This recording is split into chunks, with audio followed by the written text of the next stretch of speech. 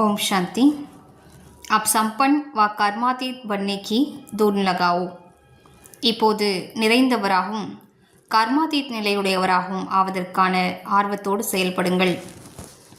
बहुत काल अचल अडोल निर्विघन निर्बंधन निर्विकल्प निर्विकर्म अर्थात निराकारी निर्विकारी और निरहंकारी स्थिति में रहो, तब कर्मातीत बन सकेंगे.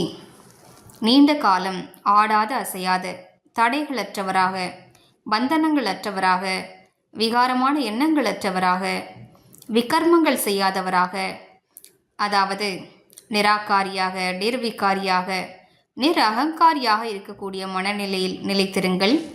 அப்போதுதான் கர்மாதீத நிலையை அடைய முடியும். सेवा का विस्तार बल कितना भी बढ़ाओ, लेकिन विस्तार में जाते सार की स्थिति का अभ्यास कम ना हो. विस्तार में सार भूल न जाए. சேவையின் விஸ்தாரம் எவ்வளவு வேண்டுமானாலும் செய்யுங்கள்.